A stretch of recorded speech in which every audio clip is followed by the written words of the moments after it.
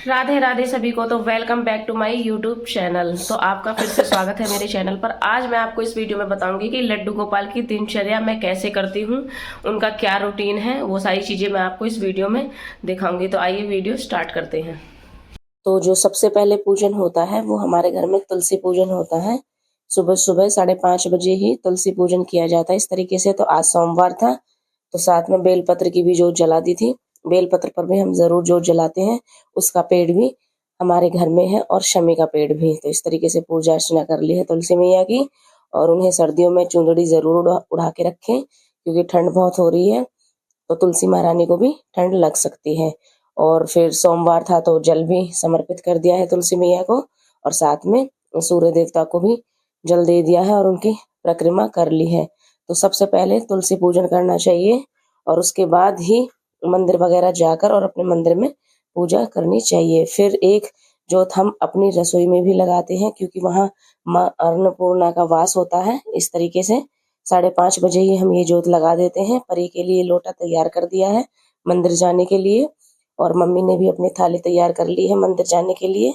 और फिर बज गए हैं 7:30, तो आ गए हैं कान्हा जी को उठाने के लिए। आप देख सकते हो कान्हा जी को कंबल में किस तरीके से लपेट रखा है, ताकि कहीं से हवा पास ना हो, ठंड ना लगे। तो इस तरीके से हम उठाते हैं कान्हा जी को। एकदम से नहीं उठाना चाहिए, या तो घंटी बजानी चाहिए या ताली बजानी चाहिए। इस तरीके से उठाना चाहिए, प्यार से उनको बातें करनी चाहिए उनसे प्यार से, तब जाके उन्हें उठाना चाहिए। उनके थोड़े से लाड़ लड़ाने चाहिए, उनके हाथ पैर दबाने चाहिए। तो ये दिनचर्या है सर्दियों की। फिर मैंने अपने कान्हा जी की ड्रेस भी सिलेक्ट कर ली है, कौन सी ड्रेस पहननी है कौन सी नहीं पहननी है। फिर तुलसी पत्र से उनको ब्रश वगैरह करवाना चाहिए। इस तरीके से मैं तो ऐसे ही पूजा करती हूँ अपने लड्डू गोपाल की, और दोनों की करती हूँ इस तरीके से। तो तुलसी पत्र से ब्रश करवाने के बाद उन्हें गर्म जल पिला दिया है। क्योंकि हम भी सुबह सुबह उठते ही गर्म पानी पीते हैं। गर्म पानी पीने से बहुत फायदे होते हैं। और फिर स्नान की तैयारी कर ली है। थाली पर यंत्र बना दिया है कमल दल के जैसे। आप स्वास्तिक भी बना सकते हो, ओम भी लिख सकते हो, आपकी मर्जी है। लेकिन कमल दल बनाना बहुत ज्यादा जरूरी होता है, क्योंकि भगवान को लगता है कि हम कमल के फूल पर बैठे हुए हैं। ये भी एक यंत्र ही होता है। तो इस तरीके से बाल गोपाल के कपड़े निकाल लिए हैं कान्हा जी के। वो गोदी में ही कपड़े निकलवाते हैं, क्योंकि ठंड बहुत ज्यादा हो रही है। तो इस तरीके से उन्हें स्नान करवा दिया है। एक भक्त का कमेंट आया था कि दीदी कान्हा जी को ठंड में रोज स्नान कराना चाहिए। जी बिल्कुल कराना चाहिए, क्योंकि वो भगवान है और भगवान को साफ शुद्ध रखना बहुत जरूरी होता है, अपवित्र नहीं। क्योंकि भगवान में की पूजा में पवित्रता ज्यादा जरूरी होती है। तो आप उन्हें डेली स्नान कराइए, आप गर्म पानी से स्नान करा दीजिए, कोई दिक्कत नहीं है। वैसे इंसानों को लगता है कि ज्यादा ठंड है तो नहाएगी नहीं। भाई, नहाने से शरीर खुलता है और ठंड कम लगती है।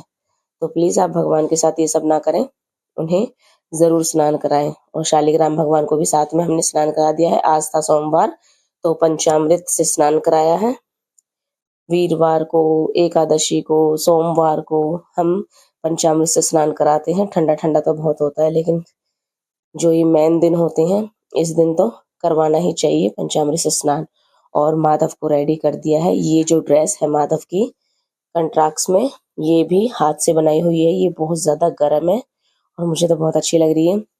ये फ्रॉक वाली ड्रेसें भी अच्छी लगती हैं। हर तरीके की ड्रेस अपने कान्हा जी को बनानी चाहिए, लेकिन ये तो हम खरीद के नहीं लाई, ये तो हम हाथ से ही बना लेते हैं। तो आप देख सकते हो बिल्कुल फिट आई है। बाजार की ड्रेसें कोई फिट होती है कोई अनफिट होती है, कभी ढीला हो गया कभी टाइट हो गया। तो इस वजह से अपने घर पे ही हम बना लेते हैं। और ये कान्हा जी को कर दिया है तैयार। स्नान कराते समय खिड़की वगैरह बंद कर लीजिए, दरवाजे वगैरह बंद कर लीजिए, कहीं पर हवा पास ना हो, कहीं कान्हा जी को ठंड ना लग जाए। और ये कान्हा जी की न्यू ड्रेस थी, मैंने आपको जब लाइव आई थी दिखाया था।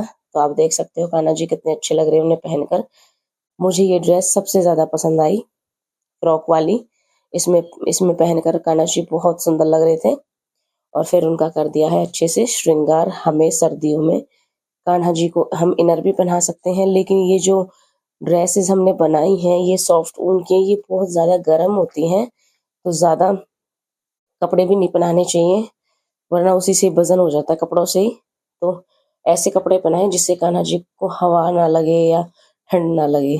तो इस तरीके से उनके कान वगैरह ढक दिए हैं और उनका श्रृंगार अच्छे से कर दिया है। आप देख सकते हो कैप भी कितनी ज़्यादा प्यारी लग रही है मेरे लड्डू की, मेरे कान्हा की। आज तो मेरी ही नज़र लग जाएगी इनको, क्योंकि ऐसा मन मोह रहे थे मेरे कान्हा जी की काम करने का मन ही नहीं कर रहा था कि इनके पास ही बैठे रहे। तो अपने कान्हा जी को बिल्कुल रेडी कर दिया है इस तरीके से।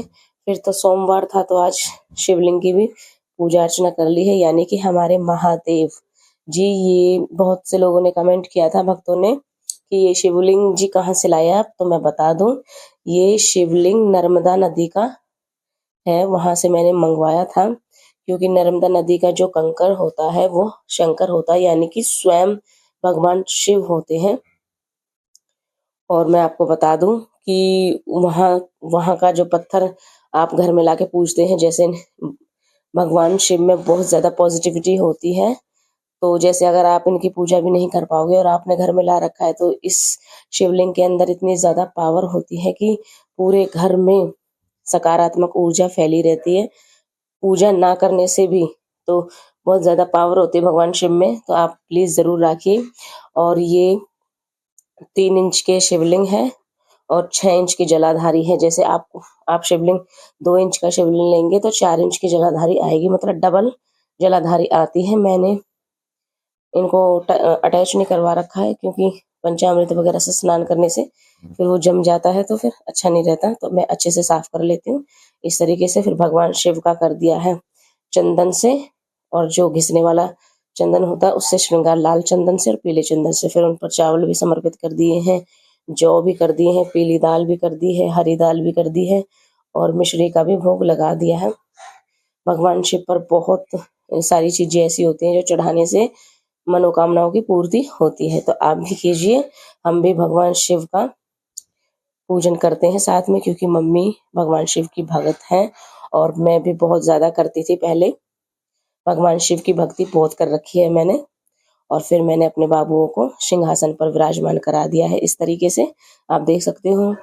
और श्रृंगार करने के बाद उनका शीशा दिखाना ज़रूरी है, ज़रूर दिखाएं शीशा उन्हें।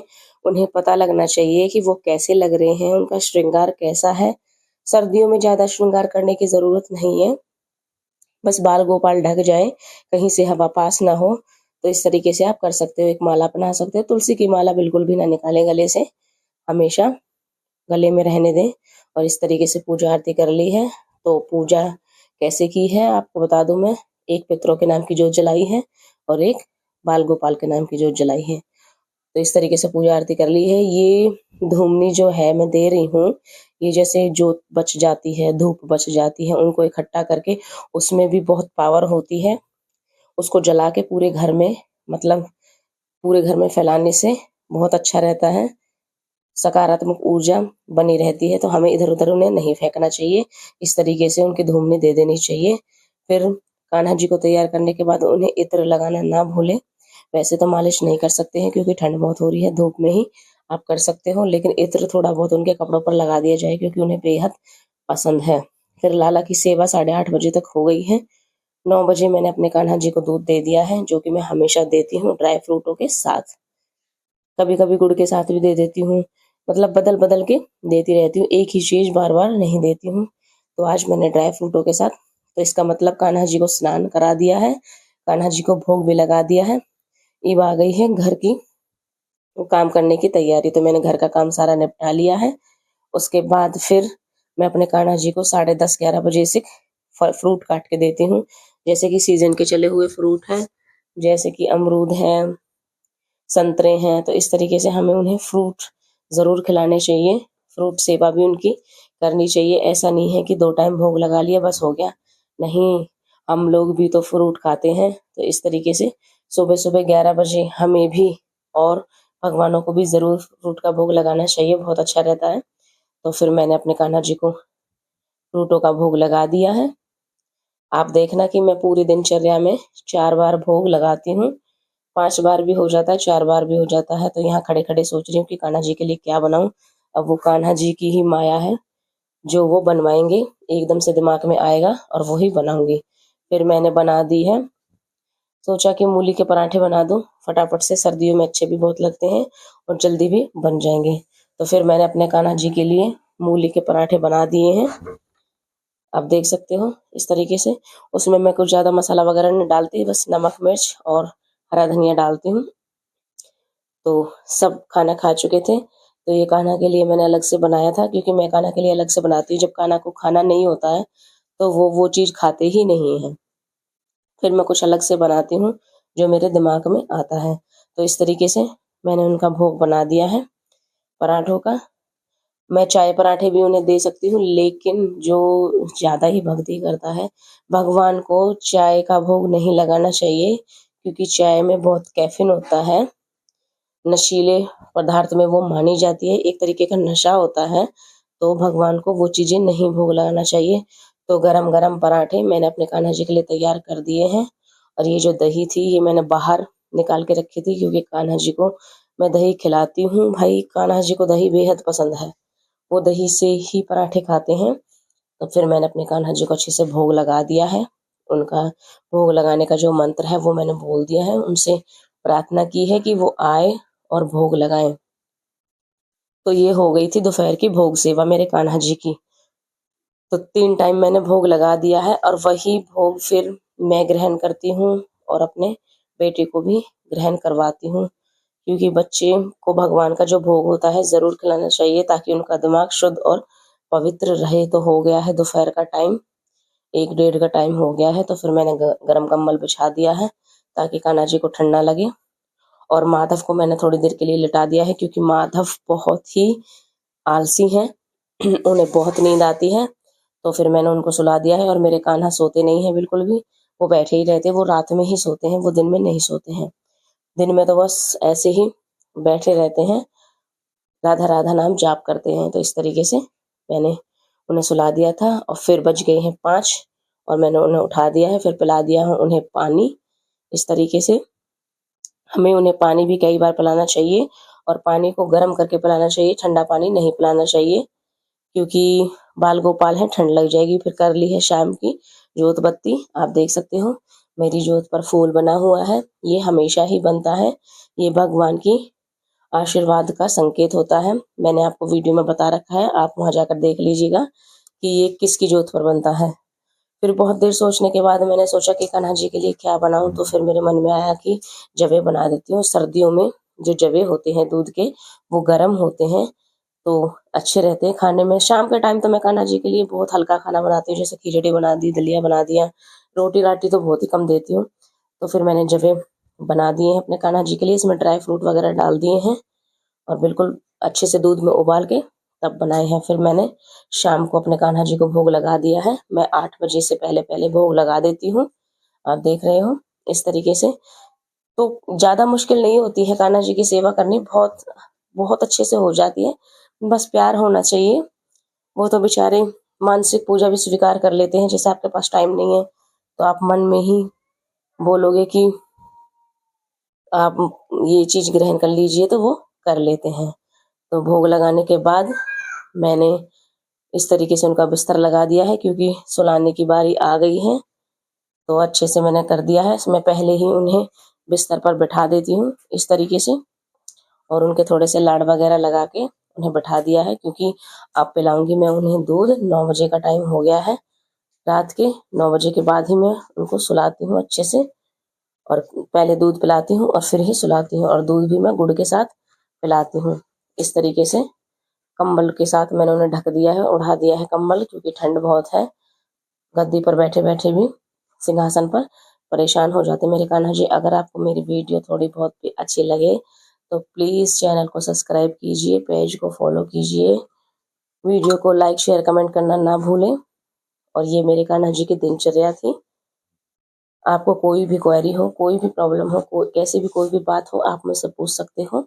और फिर मैंने अपने कान्हा जी को दूध पिला दिया है इस तरीके से, मतलब 4-5 बार भोग में लगा देती हूँ अपने कान्हा जी को। और जो खिलाने खिलाने का भी एक मंत्र होता है, वो मैं बोलती हूँ, तब मैं अपने कान्हा जी को कोई चीज़ ग्रहण करवाती हूँ और उनसे फिर प्रार्थना करती हूँ। और फिर मैंने उनकी इत्र सेवा की है। सुबह सुबह इत्र सेवा नहीं की जाती है क्योंकि सुबह सुबह वो नहाते हैं, वैसे ही उन्हें ठंड लगती है। शाम के टाइम मैं उनकी इत्र सेवा कर देती हूँ और कपड़े तो नहीं निकालती हूँ, वैसे ही इत्र लगा देती हूँ पूरे बॉडी पर, क्योंकि उन्हें बेहद पसंद है इत्र सेवा करवाना। इस तरीके से मैंने उनके बिस्तर पर भी इत्र वगैरह लगा दिया है और उनके कपड़ों पर भी। और मैं इन्हीं कपड़ों में सुलाऊंगी क्योंकि ये सॉफ्ट कपड़े हैं, सॉफ्ट ऊन के बने हुए हैं, इसमें कान्हा जी कंफर्टेबल रहते हैं। और फिर मैं उन्हें पद गायन सुनाती हूँ, राधा राधा नाम जाप सुनाती हूँ ताकि उन्हें अच्छा लगे, और इस तरीके से उन्हें आराम से सुला देती हूँ। पूरी दिनचर्या में जो भी मुझसे गलती हो जाती है, जो भी अनजाने में मुझसे गलती हो जाती है, जो मुझे नहीं पता होती है, सुलाने के बाद में उस चीज़ की उनसे क्षमा मांगती हूँ। इस तरीके से लाड करती हूँ। कल मुझे कान्हा जी बहुत ज़्यादा प्यारे लग रहे थे, मन कर रहा था कि खिलाती रहूँ। अब देख रहे हो, ऐसा मन मोह लेते हैं ये भगत का कि मन ही नहीं लगता इनके बिना। तो इस तरीके से मैंने उनको लाड कर लिया है और अच्छे से सुला दिया है। कंबल को मैं इस तरीके से लपेट देती हूँ ताकि हवा पास ना हो। तकिया वगैरह मैं लगाती नहीं हूँ कि बच्चों के तकिया नहीं लगाना चाहिए। तो इस तरीके से मैंने दोनों को कंबल में बिल्कुल फोल्ड कर दिया है, कहीं से हवा पास ना हो, और उन्हें सुला दिया है। तो ये है मेरे कान्हा की दिनचर्या। थोड़ी देर मैं उनके पास बैठी रहती ताकि रोने ना लग जाए या फिर जग ना जाए, तो इस वजह से थोड़ी देर मैं उनके पास बैठी रहती हूँ। फिर उनसे क्षमा मांगती हूँ, उनके हाथ पैर जोड़ती हूँ। पैरों को, आप कुकू को देख रहे हो कैसे भगवान को प्रणाम कर रहा है लेट कर। तो भाई माँ बाप सेवा करेंगे तो बच्चे तो ऑब्वियसली करेगी। तो कान्हा जी भी सो गए हैं, अब आप भी सो जाइए।